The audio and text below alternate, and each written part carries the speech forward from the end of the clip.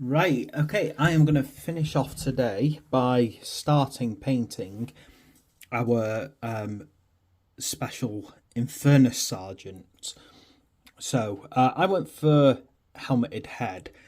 So what you've got to remember is with Sergeant, if you're doing a Codex compliant colour scheme, it's very important that you don't actually paint the head any of these colours, because Codex compliance basically means that they are going to, I'll probably go through properly on a video what that actually means out here. But basically, it's simple. He's going to have a red helmet. Or what you might do, I might do my own spin on Codex compliant. Okay. So, I'm not going to paint the head, but because, as we saw in the previous video, I was doing a specialized split screen. Split screen? No, not a split screen. A split scheme would be the correct word to use there. I don't know what I'm doing. I think it's been a long day, and I've done a lot of painting today. I've well and truly knackered up my back because I should not sit this long, and I will be limping for days. Now, I'm starting off with my Baraknar Burgundy. And this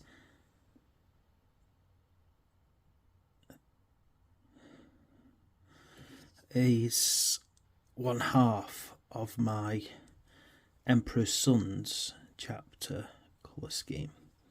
So I was thinking before I posted my video yesterday, I can't just leave them an unnamed chapter. I was musing during the video, so I think I'm definitely going with Emperor's Sons now, which are, of course, a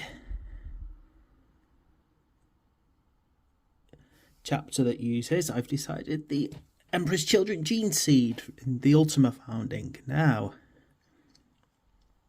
for those who don't know, the Emperor's Children are one of the traitor legions. In fact, not just a traitor legion, one of the most heavily corrupted by chaos.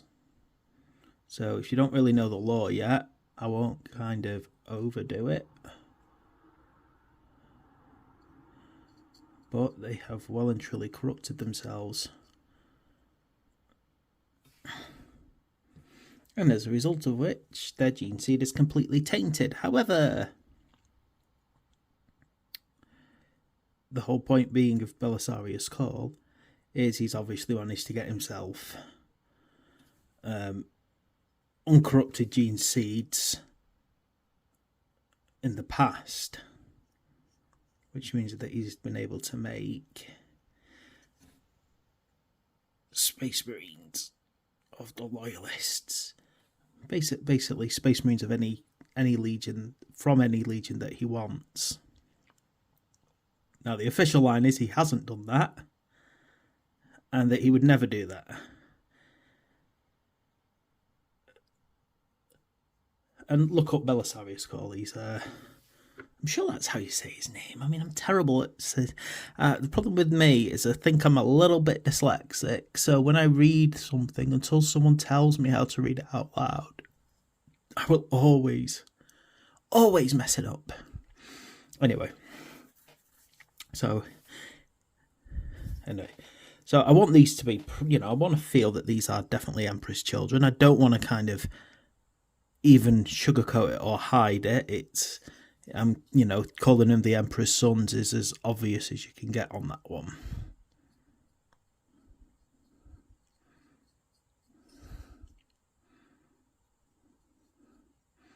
Now, because technically there should be no gene seeds, officially there should be no gene seed from anything other than the Loyalist factions, I've got to decide, what the official claim is, as in, like, who they claim their gene sire is. So I'm thinking it's a choice between, in my mind, the Ultramarines or the Imperial Fists, because they're kind of a safe bet for the most part. I'm going to say they're a safe bet. I mean that the two of the bigger legions, well, two of the bigger, legion groupings, for want of a better word.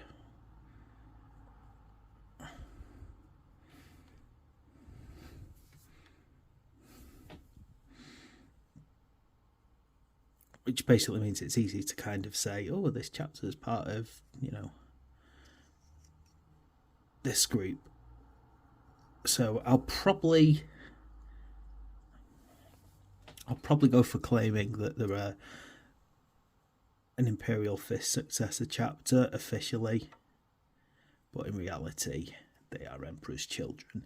And I'm going to try and add little things to the models as I go along. So maybe as I get more confident with what I'm doing on them, I'll add little things to make them come across as more Emperor's Children. I might try and find, so for say hand-to-hand weapons, the Emperor's Children are big on swordsmanship, so try and lean into that as much as possible.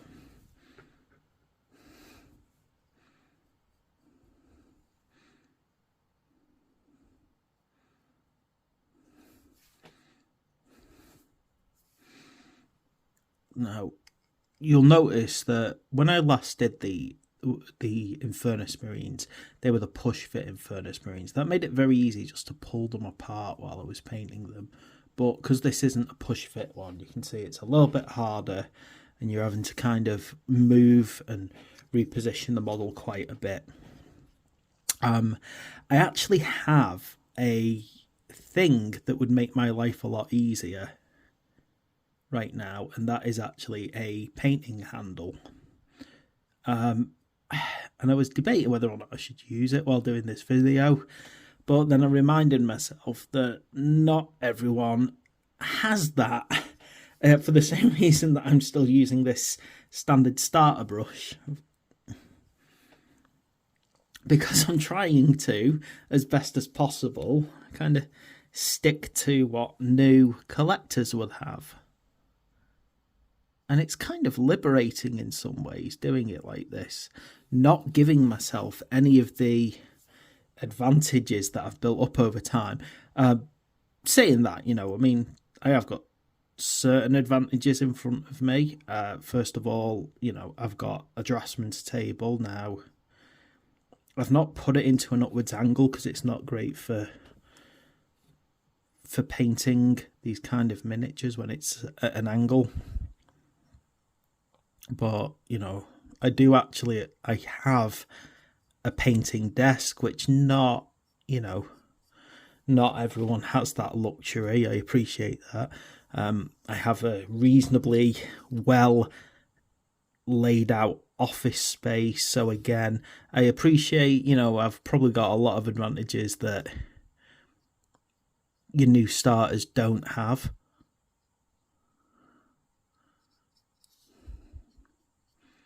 So I'm trying to, within reason, not give myself anything too much to help me out with these while I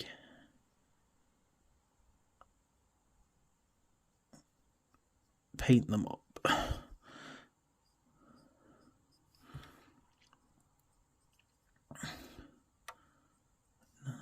So even when I use a different paintbrush, I'm only really using cheap, cheerful ones that you could pick up at W.H. Smith's or The Range or something similar, basically.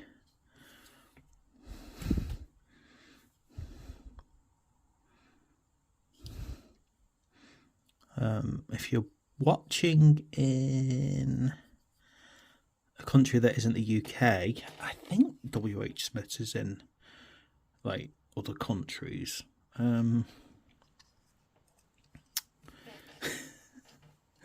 I think that's, but I don't know what the kind of say non-UK version of The Range might be. But basically it's just a a store with a wide range of different things in it. You know, it's very varied in the kind of stuff that they sell, but they do have quite a lot of art supplies in most of the ranges that I've ever been into. They do quite a lot of stuff. I'm not trying to sell the range, by the way, too. I'm not trying to promote any particular place. I'm just saying you can get some cheap paintbrushes from there that are good for starting out. You know, so you're not spending a fortune if you want to get like things like this brush here, which I find quite useful for basing. Though I have to admit they don't last very long, and that's the point. I'm staying completely away from my expensive Artist Opus brushes. I've actually got a set of them. I've promised myself that I'm not going to use my really good stuff, but I might have to as we get a bit further in, because unfortunately I can't do fine detail without my beautiful expensive brushes. I'm sorry. But for now, I want to kind of prove to you that although it's not easy, you can at least get going with this kind of stuff. Now, if you're asking me, do I believe that the painting done in the magazines is done with the brushes that we get with this collection, I'm going to have to tell you right now, I don't believe for a second that they're just using the collection brushes. I don't believe as we go on and we see some of the fine details that they're just using what we get.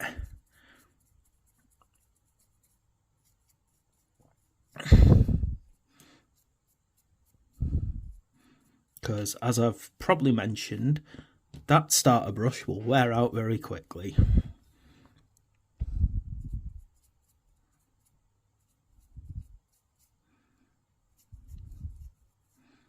And there's a lot of good things that Games Workshop make quality wise, but I cannot claim that their brushes are one of those products that I believe they do a good job on. Which is a shame, because years and years ago, Games Workshop actually created like a masterclass set of brushes, and they lasted me years. And it's a shame they never kept, supplying those brushes, because I found them absolutely amazing.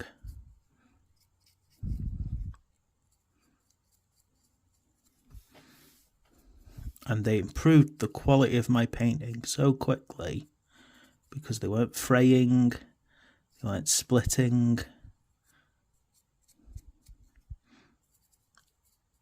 And I think the amount of painting I did in such a short time with those brushes is unbelievable. And I never had any major problems with them.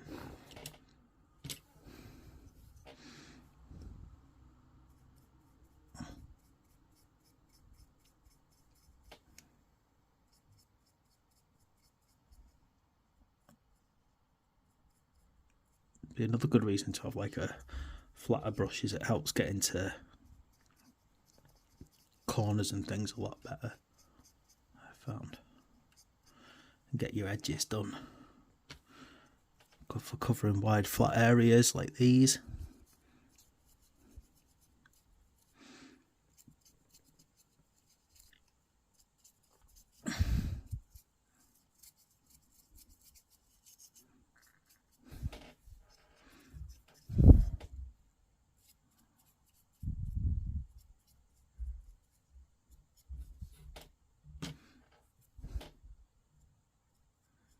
Kind of like to do this guy, oddly enough,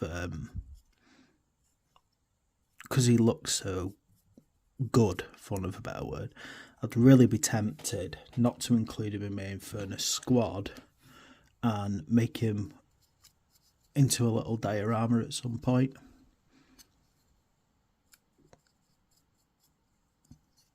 Not right away, probably near the end of the collection.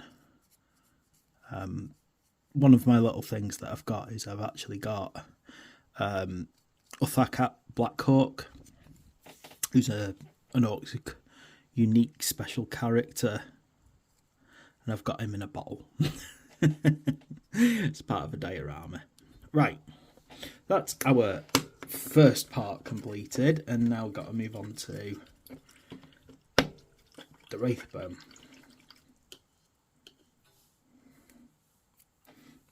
You can see how, as much as I'm trying to fix up my brushes, because they are cheap brushes, they will fray and they will split, and it's very difficult to get the shape back afterwards. But I am trying. Right. Okay, so now my other half, doing the bone. Now,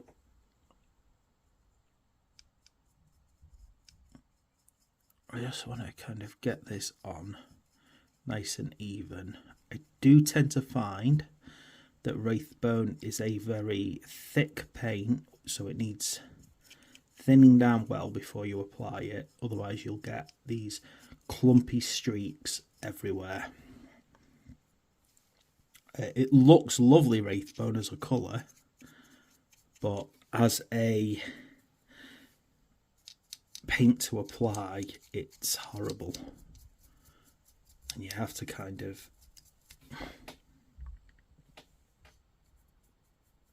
really streak it out onto a palette.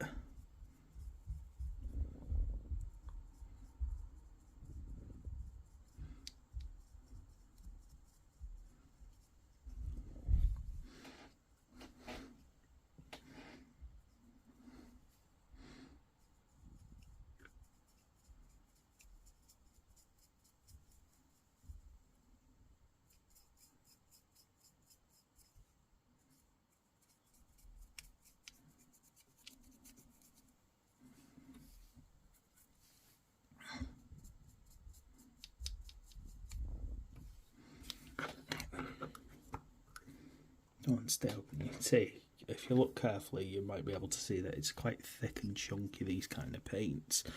And I find that even when it's new, Wraithbone has that quality to it. So make sure that you really pull it out over a palette before you try and apply it.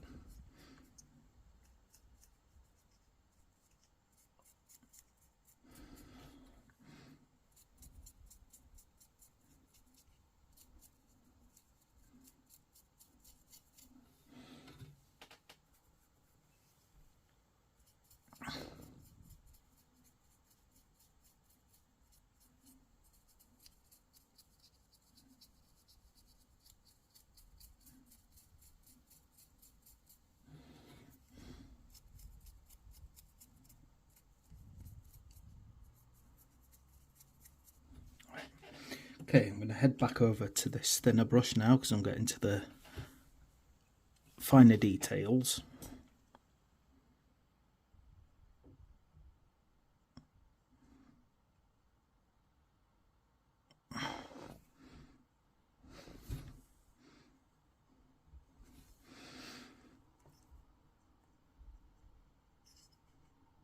Just trying to get into every little place.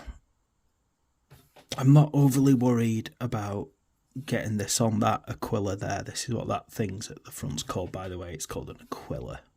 Well, technically, no, that's not an aquila because it's got a skull. Not sure what they technically call it when the aquila doesn't have the double-headed eagle on it, but there we go.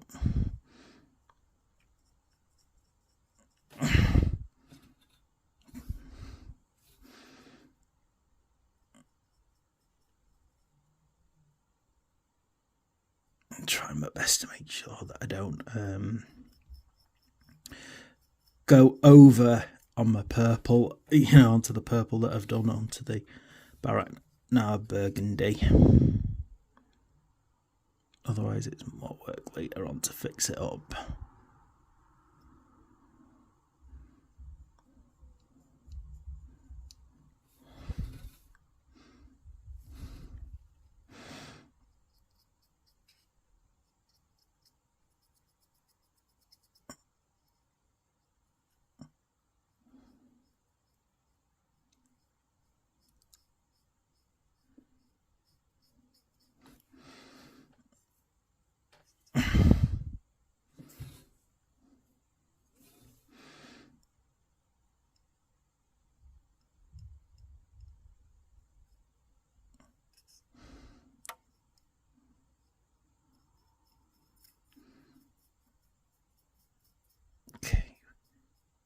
See, we're coming along now. It's getting there.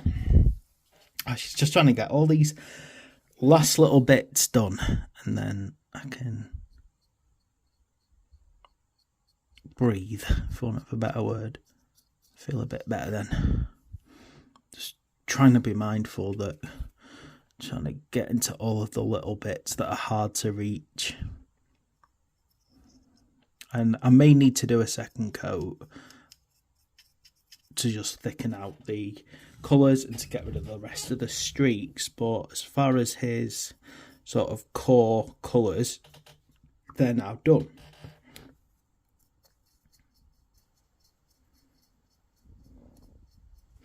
Right, so moving on now as a kind of last little bit.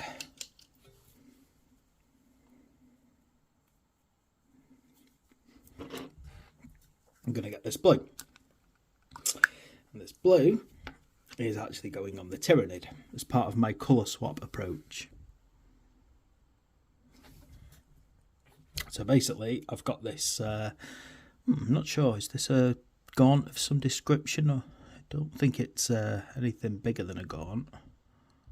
And I'm just going to put this on the armoured plates.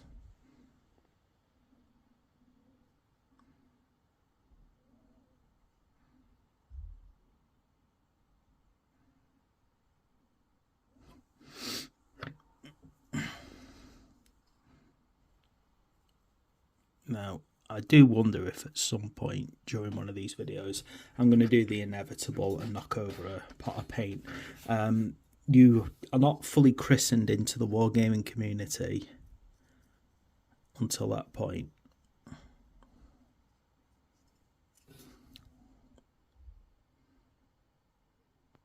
Now, one thing that I would say is eventually we're going to put a flame effect on this head, so be careful not to get the blue paint on that flame, or if you're following the official paint guide, don't get the purple paint on that flame. Although admittedly I think purple undercoat on a flame isn't going to be the worst thing that you could accidentally do.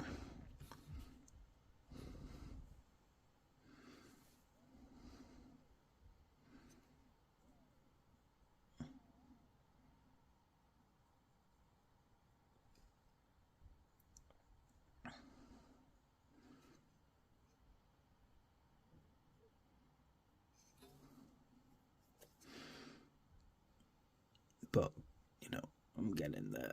I'm getting the last little bits to do, and then I can go rest my paw back, which is just killing me after a day of too much hobbying.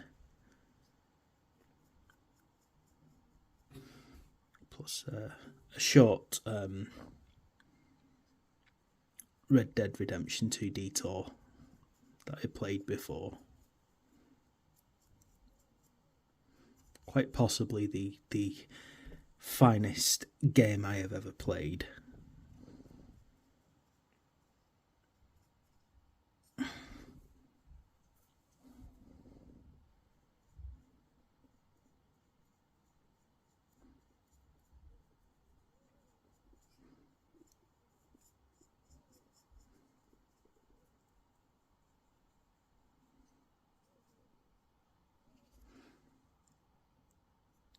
Right, oh, still a little bit over it to get. There's always another bit, isn't there? There's always like one little bit, and then you're like, oh, I missed that bit. Oh, I missed that bit.